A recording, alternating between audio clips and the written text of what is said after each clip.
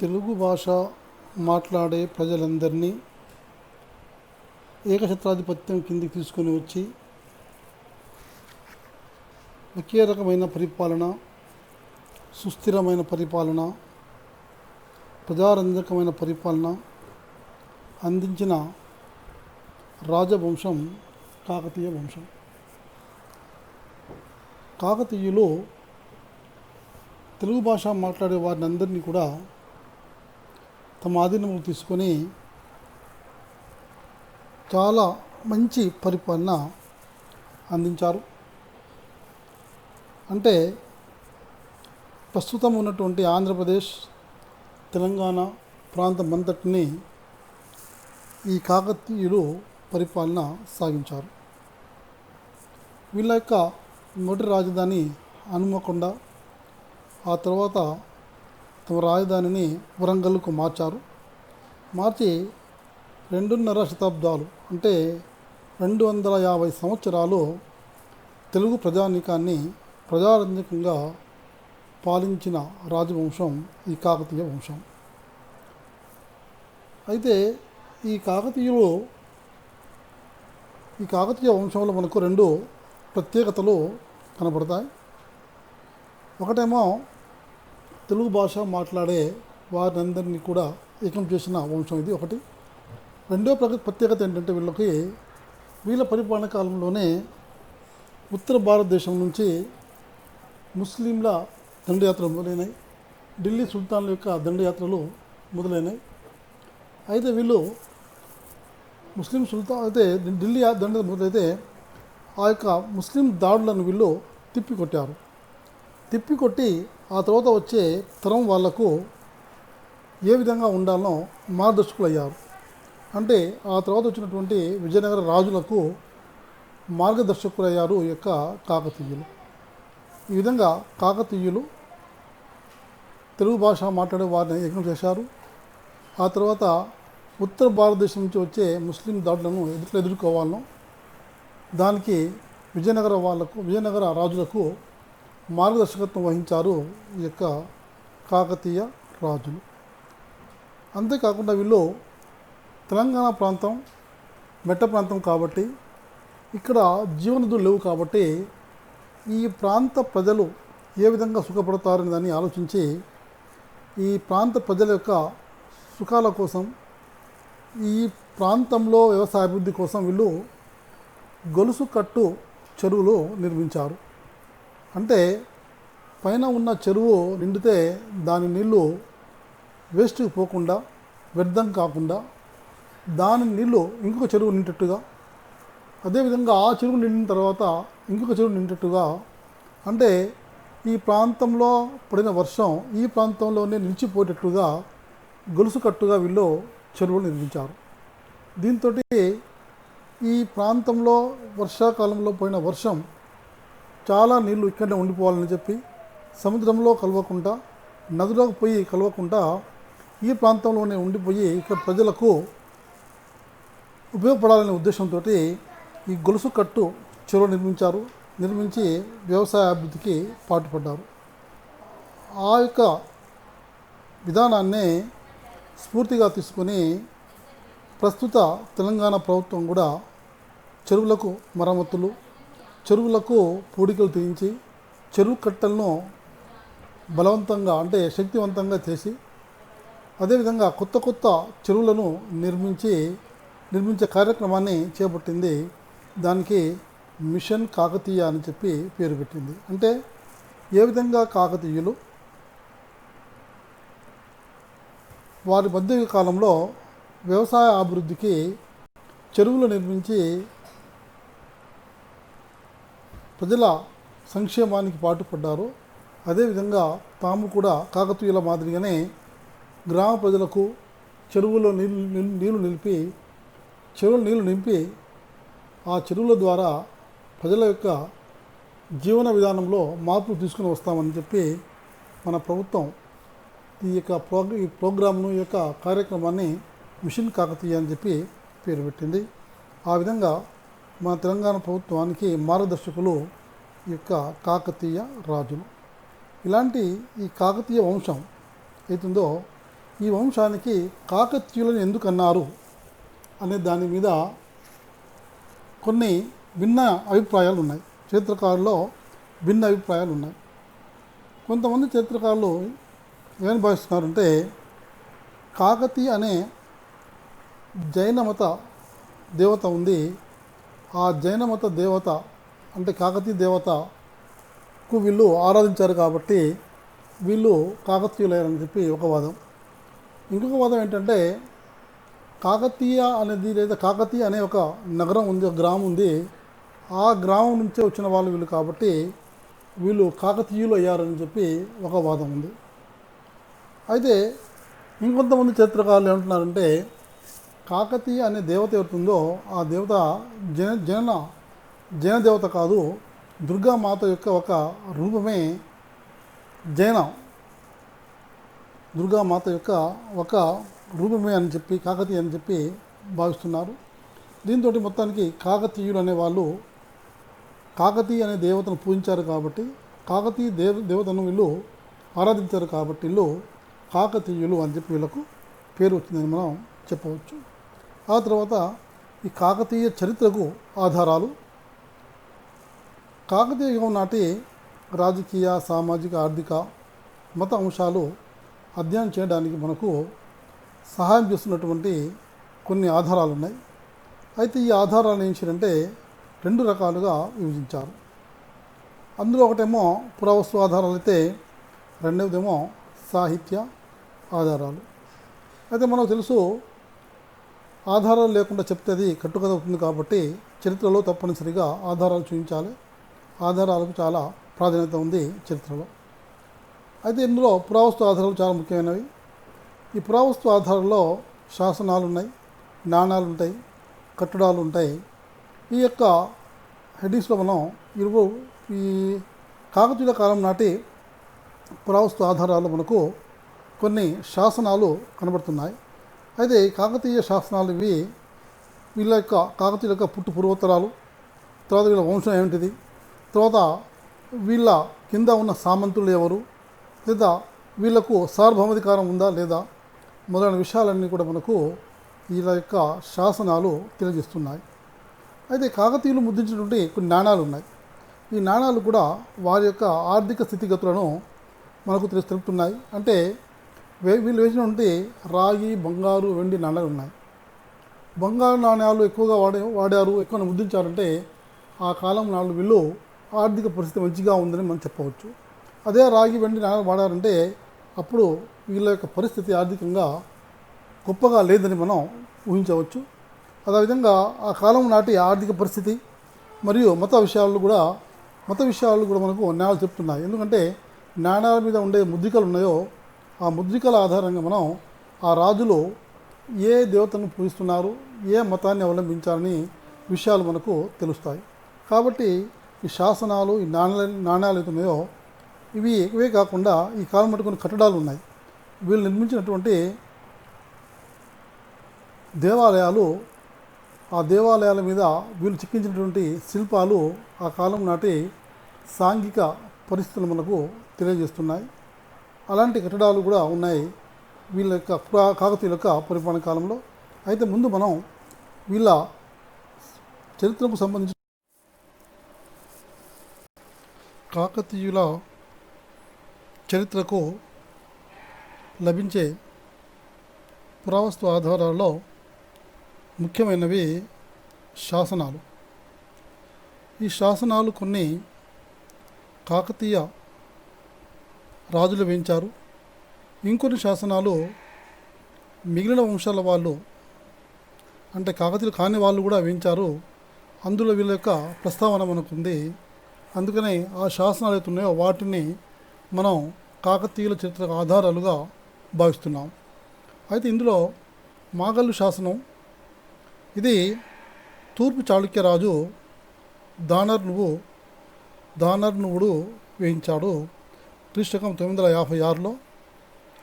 ఇందులో మనకు లభించిన సమాచారం ఏంటంటే కాకతీయ వంశానికి మూల పురుషైనటువంటి కాకత్య గుండెన అవుతున్నాడో అతని ప్రస్తావన మనకు ఈ మాగల్లు శాసనంలో ఉంది. అందుకనే ఇది మన చరిత్రకు అంటే కాకతీయ వంశానికి మూల పురుషుడు ఎవరు అనే దాని మీద మనకు వివరణ ఇస్తుంది ఈ యొక్క మాగల్లు శాసనం. అదేవిధంగా ఈ కాకతీయ రాజులు వేయించిన శాసనాల్లో హన్మకొండలో నుండి 1000 స్తంభాల గుడి అవుతుందో ఆ 1000 స్తంభాల గుడిలో ఒక శాసనం వేయించబడింది. దాన్ని కాకతీయ రుద్రుడు వేయించాడు, కాకతీయ రాజే. ఇది క్రీస్తకం 1163లో వేయించబడింది. అయితే ఈ యొక్క శాసనం యొక్క ప్రత్యేకత ఏంటంటే 1163లో కాకతీయ రుద్రదేవుడు ఉన్నాడో అతను తాను వేంగి చాళుక్యులకు సామంతుని కాను అని చెప్పి ప్రకటించుకున్నాడు. కళ్యాణి చాళుక్యులకు తాను సామంతుని కాదు స్వతంత్రాన్ని ప్రకటిస్తున్నానని చెప్పి ప్రకటించుకున్నటువంటి శాసనము ఈ హనుమకొండలో 1000 స్తంభాల గుడిలో నుండి శాసనం. ఆ తర్వాత ద్రాక్షారామం శాసనం ఒకటి బయటపడింది. ద్రాక్షారామంలో ఇది 2వ ప్రోలరాజు మంత్రి ఇనగాల బ్రహ్మారెడ్డి వేయించాడు దీన్ని. ఇది 1158లోనే వేయించడం జరిగింది. అయితే ఈ 2వ ప్రోలరాజు అవుతున్నాడో అతని తర్వాత అతని కొడుకు రుద్రదేవుడు 1158లో సింహాసనం అధిష్ఠించినట్లు మనకు ఈ ద్రాక్షారామం శాసనం ద్వారా తెలుస్తుంది. అంటే కాకతీయ రుద్రుడు అవుతున్నాడు అతను 1158లో రాజ్యానికి వచ్చినట్లు ఈ ద్రాక్షారామం శాసనం మనకు తెలియజేస్తుంది. అదేవిధంగా బయ్యారం శాసనం. ఈ బయ్యారం శాసనం అనేది ఖమ్మం జిల్లాలో బయ్యారం అనే ప్రదేశంలో వేయబడింది. దీన్ని గణపతి దేవుని యొక్క సోదరి మైలమ్మ వేయించింది. ఈ యొక్క శాసనం యొక్క ప్రత్యేకత ఏంటంటే ఇది 1219లో వేయబడింది. దీని ప్రత్యేకత ఏంటంటే కాకతీయ రాజుల యొక్క వంశం గురించి, అదేవిధంగా ఆ బయ్యారంలో ఒక పెద్ద చెరువు నిర్మాణం చేయించింది మైలాంబ. ఎందుకు ఏమించింది, ఎవరి కోసం చేయించింది, ఏ పుణ్యకార్యం కోసం చేయించిందో అందులో వివరించింది ఈ యొక్క మైలాంబ గణపతి దేవుని యొక్క సోదరి. అదేవిధంగా మోటుపల్లి అభయ శాసనం ఉంది. ఈ మోటుపల్లి అభయ శాసనాన్ని గణపతి దేవుడు క్రీస్తు 1944లో వేయించాడు. మోటుపల్లి అనేది ఓడరేవు, కాకతీయుల యొక్క ప్రధానమైన ఓడరేవు మోటుపల్లి. ఈ మోటుపల్లికి దేశీయ విదేశీ వర్తకులు వచ్చి వ్యాపారం చేసేవారు. అంటే విదేశ వ్యాపారానికి కేంద్రం మోటుపల్లి. అలా వచ్చినటువంటి విదేశీ వర్తకులకు ఏమేమి రక్షణ కల్పిస్తున్నారో అన్నీ వివరించుకుంటూ గణపతి దేవుడు ఈ యొక్క శాసనం వేయించాడు. విదేశీ వర్తకులకు అన్ని రకాలుగా రక్షణ కల్పించేందుకు గణపతి దేవుడు అభయమిస్తున్నట్లుగా తెలియజేస్తుంది ఈ యొక్క మోటుపల్లి శాసనం. ఇందులోనే గణపతి దేవుడు ఏం చెప్పాడంటే, ఒక్కసారి ఓడరేవు మీద మీరు వచ్చి పన్ను చెల్లించి దేశంలోకి ప్రవేశించిన తర్వాత దేశంలో ఎక్కడ కూడా మీకు మీద పన్ను విధించమని చెప్పి అభయం ఇచ్చాడు. వాళ్ళ సామాన్లను రక్షించే బాధ్యత కూడా తమదే అని చెప్పి గణపతి దేవుడు వాళ్ళకు అభయం ఇచ్చాడు. దీన్ని మోటుపల్లి అభయ శాసనం అంటారు. అదేవిధంగా మల్కాపుర శాసనము, ఇది కూడా గణపతి దేవుడు వేయించాడు. ఇది 1261లో వేయించాడు.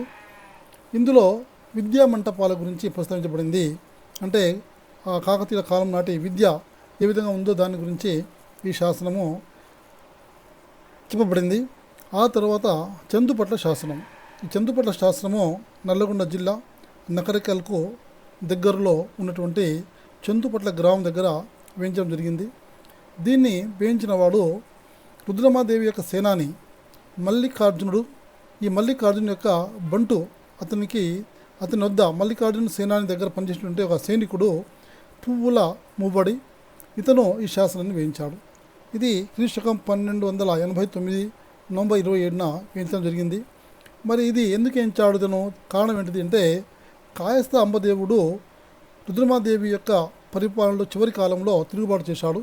ఆ తిరుగుబాటును అణచడం కోసం రుద్రమాదేవి మల్లికార్జునుడు ఇద్దరు కూడా పోయి యుద్ధం చేశారు. అప్పుడు చేసిన యుద్ధంలో రుద్రమాదేవి చనిపోయింది. ఆమె చనిపోయిన ఒక సంవత్సరం తర్వాత సంవత్సరం మాసిక పెడుతుందో ఆ సమయంలో ఈ యొక్క పువ్వుల మూవుడు అవుతున్నాడో ఇతను ఈ దేవాలయం దగ్గర శాసనం వేయించాడు. ఆ చెరువు కింద ఉన్నటువంటి భూమి దేవాలయానికి దానం ఇస్తున్నట్లు దాన శాసనం ఇది. అందులో ఈ యొక్క రుద్రమాదేవి శివునిలో కలిసిపోయిందని చెప్పి రాశాడు ఈ యొక్క పువ్వాల మూవిడి. దీంతో రుద్రమాదేవి యొక్క మరణ శాసనం అయింది. అది అంతకంటే ముందు రుద్రమాదేవి ఎప్పుడు చనిపోయింది అనేది చరిత్రకు తెలియని పెద్ద చిక్కుముడిగా ఉండే.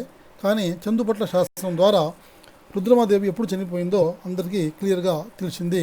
అలాంటి శాసనము ఈ చందుపట్ల శాసనం. తర్వాత త్రిపురాంతకం శాసనం. ఇది రెండవ ప్రతాపరుద్రుని యొక్క మంత్రి కుమారుడు ఇందులూరు అన్నయ్య వేయించాడు. ఇది క్రీస్తకం 1291లో వేయించడం జరిగింది.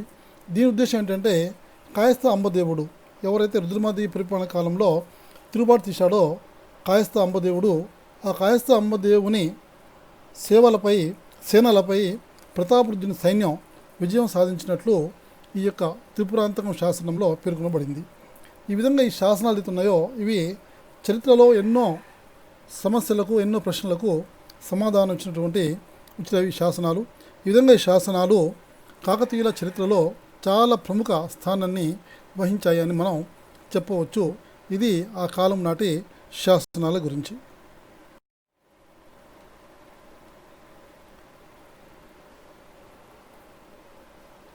చరిత్రకు ఆధారాల్లో రెండవ రకం సాహిత్య ఆధారాలు. ఈ సాహిత్య ఆధారాలు అయితే ఉన్నాయో ఇవి కూడా చరిత్రకు చాలా ఉపయోగకరంగా ఉంటాయి. అయితే సమకాలీన అంటే కాకతీయుల పరిపాలన కాలంలో ఉన్నటువంటి కవులు పండితులు రాసిన గ్రంథాలు ఉన్నాయి. ఆ గ్రంథాల్లో కొన్ని సంస్కృత భాష రాశారు, కొన్ని తెలుగు భాషలో కూడా రాసిన గ్రంథాలు ఉన్నాయి. ఈ గ్రంథాలు అయితే ఉన్నాయో మనకు ఆ కాలం నాటి చరిత్రను తెలుపుతున్నాయి. కాకపోతే ఈ కవులు పండితులు రాజుల గురించి ఎక్కువగా రాస్తే ఆ విషయాలను మనం శాసనాల ద్వారా సరిచూసుకొని చరిత్రను అంచనా వేయవచ్చు. అయితే మొత్తానికి ఈ కాకతీయుల కాలంలో రాసినటువంటి ఎన్నో గ్రంథాలు మనకు అందుబాటులో ఉన్నాయి. ఆ గ్రంథాల ద్వారా మనం ఆ కాలం నాటి చరిత్రను తెలుసుకోగలుగుతున్నాం. అయితే ఇందులో సామాజిక ఆర్థిక మత పరిస్థితులు కూడా మనకు తెలుపుతాయి ఈ యొక్క గ్రంథాలు. ఈ గ్రంథాలలో ముఖ్యమైనవి ఇక్కడ కింద పట్టికలో ఉన్నాయి. మొట్టమొదటిది పాల్కురి సోమనాథుడు. ఈ పాల్కురి సోమనాథుడు శివ భక్తుడు. పాల్కూరు ఇతని యొక్క ప్రాంతం. ఇతను శైవమతానికి చెందినవాడు, శివమత గురువు ఇతను. అయితే ఇతను 2 పుస్తకాలు రాశాడు. పండితారాధ్య చరిత్ర, రెండవది బసవ పురాణం. 2 కూడా తెలుగు భాషలో ఉన్నాయి. పండితారాధ్య చరిత్ర ఏది ఉందో అది కాకతీయ యుగం నాటి సాంఘిక మత ఆర్థిక విషయాలను తెలియజేస్తుంది. తర్వాత బసవ పురాణమేమో బసవేశ్వరుని జీవితము, తర్వాత వీరశైవ మతం యొక్క విశిష్టతను తెలుపుతుంది. ఇది పాల్గురు సోమనాథన్ గురించి సంబంధించిన 2 పుస్తకాలు. అదేవిధంగా బద్దెన అవుతున్నాడు, ఇతను తెలుగులో 2 పుస్తకాలు రాశాడు. నీతిసార ముక్తావళి ఒకటి, తర్వాత రాజధర్మ. ఈ యొక్క నీతిసార ముక్తావళి ఉందో ఇది రాజధర్మం గురించి, స్వరూపం గురించి, పరిపాలన గురించి మనకు తెలియజేస్తుంది. అదేవిధంగా సుమతి శతకం ఏమో సామాజిక విషయాలు నీతి నియమాల గురించి నీతి గురించి అంశాలు తెలుపుతుంది. ఈ సుమతి శతకాకారుడు బద్దెన. అయితే తెలుగు ప్రాంతంలో తెలుగు భాష మాట్లాడే ప్రదేశాల్లో సుమతి శతకం నుంచి పద్యాలు తెలవనటువంటి వ్యక్తి ఉండకపోవచ్చు. అంటే సుమతి శతకంలోని పద్యాలు చాలామందికి కంఠస్థాయి.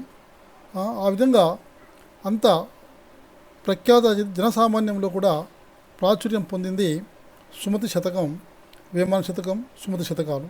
అయితే ఆ సుమతి శతకాన్ని రాసిన వాడు బద్దెన. ఇందులో కాలం నాటి సమాజంలో ఉన్నటువంటి నీతి నియమాల గురించి, తర్వాత అక్కడ ఏమన్నా సాంఘిక అసమానతలు ఉంటే వాటిని కూడా విమర్శించుకుంటూ రాసిన పద్యాలే, ద్విపదలే ఈ యొక్క సుమతి శతకంలో మనకు కనబడుతున్నాయి. అదేవిధంగా ప్రతాపరుద్ర చరిత్ర అనే పుస్తకాన్ని ఏకాంబ్రనాథుడు రాశాడు తెలుగులో.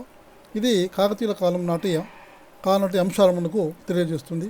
అదేవిధంగా ఇంకొక పేరు పొందిన గ్రంథం క్రీడాభిరామం. ఈ క్రీడాభిరామం అనేది వీధి నాటకం. ఈ వీధి నాటకాన్ని వినుకొండ వల్లభరాయుడు తెలుగులో రాశాడు. అయితే పేరుకే ఇది నడి నాటకం, కానీ ఈ వీధి నాటకంలో కాకతీయుల రాజధాని యొక్క వర్ణన ఉంది. వరంగల్ ఏ విధంగా ఉందో అందులో ఉన్నటువంటి పాత్రలు, క్రీడాభిరాములు ఉన్న పాత్రలు ఎత్తున్నాయి, అవి తెలియజేస్తాయి. అదేవిధంగా కాకతీయుల కాలం నాటి ప్రజల యొక్క జీవన విధానాన్ని కూడా ఇవి తెలియజేస్తుంది ఈ యొక్క క్రీడాభిరామం అనే పుస్తకం. దీన్ని వినుకొండ వల్లభ రాయుడు ఏదున్నాడో అతను దీన్ని రాశాడు. ఈ విధంగా ఈ ఈ యొక్క గ్రంథాలు సమకాలీన, అంటే కాకతీయుల కాలం నాటి సాంఘిక, ఆర్థిక, మత విషయాలను మనకు తెలియజేస్తున్నాయి.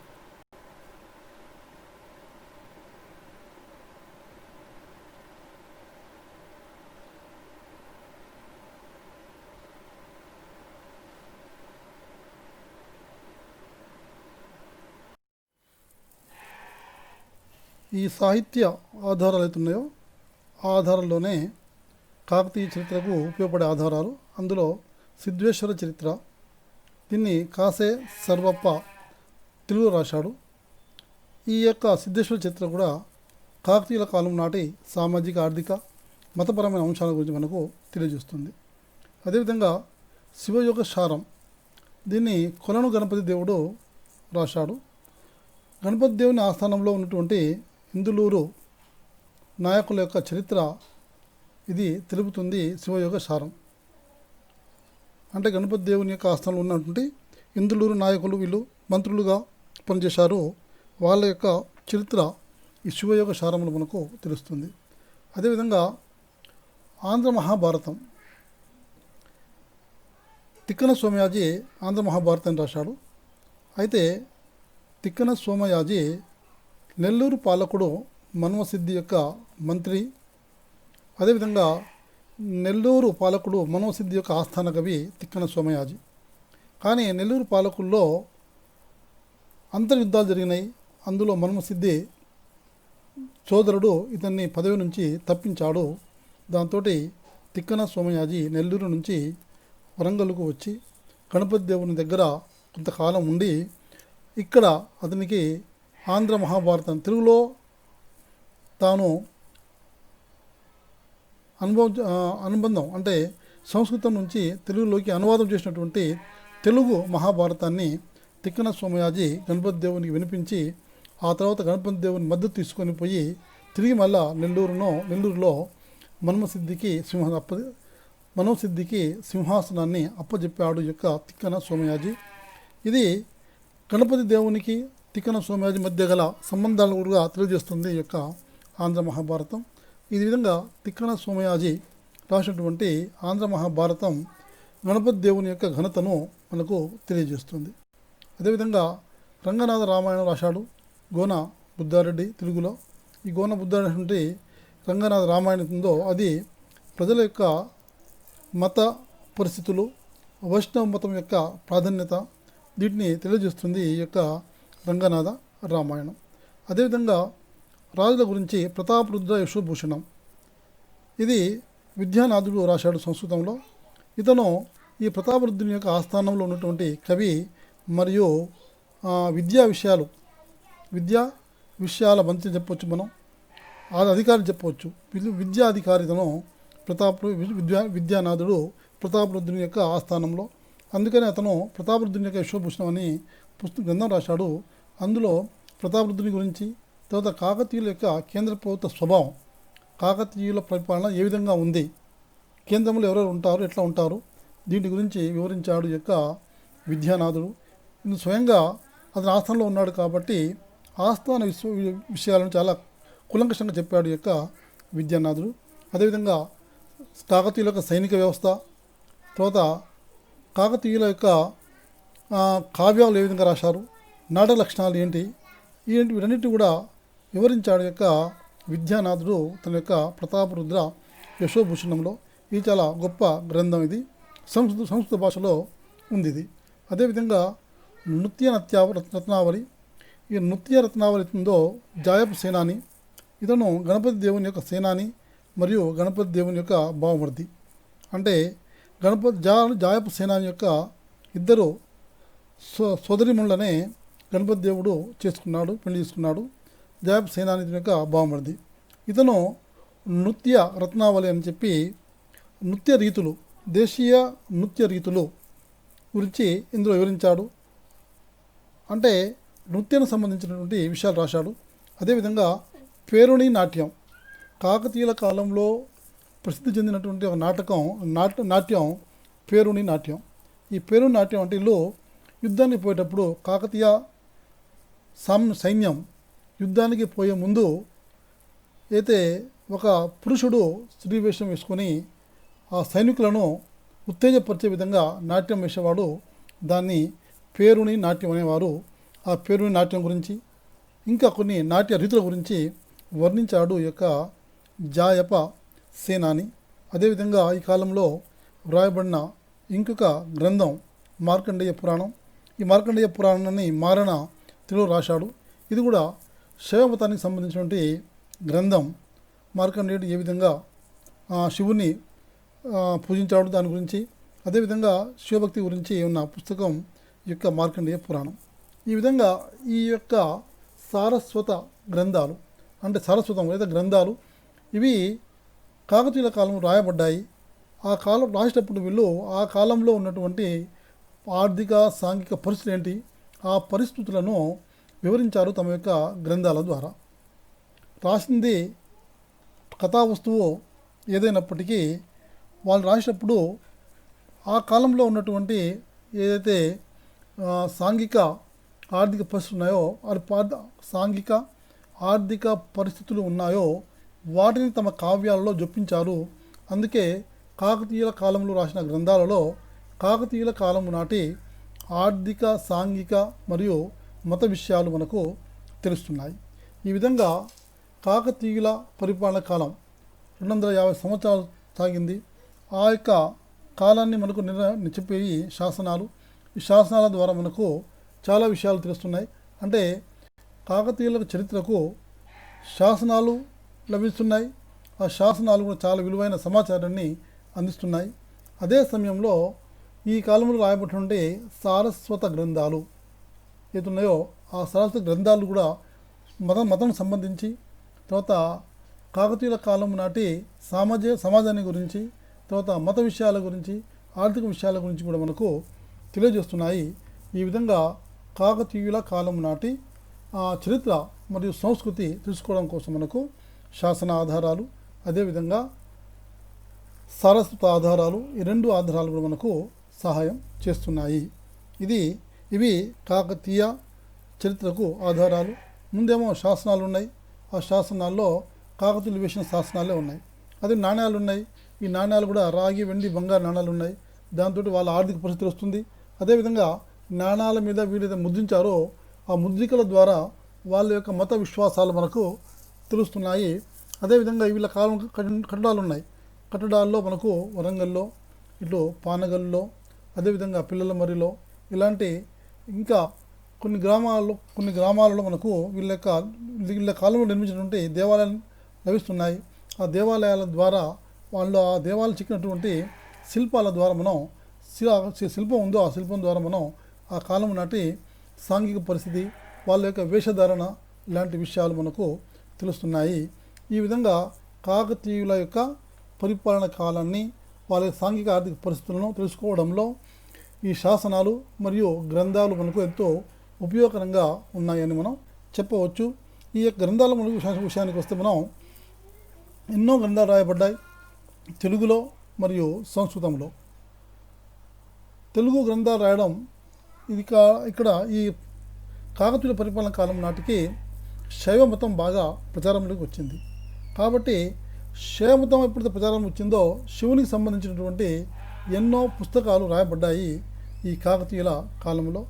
ఆ యొక్క రాసినటువంటి శైవ గ్రంథాల్లో పాల్కురి సోమనాథుని యొక్క పండితారాధ్య చరిత్ర కావచ్చు, అదేవిధంగా బసవపురాణం కావచ్చు, అదేవిధంగా సిద్ధేశ్వర చరిత్ర, అదేవిధంగా మార్కండేయ పురాణం, ఇలాంటి ఏదైతే పుస్తకాలు ఉన్నాయో ఈ పుస్తకాలు మత సంబంధించిన పుస్తకాలు అయినప్పటికీ కూడా అవి సమకాలీన అంటే కాకతీయుల కాలం నాటి సాంఘిక పరిస్థితులకు మనకు అద్దం కడుతున్నాయి.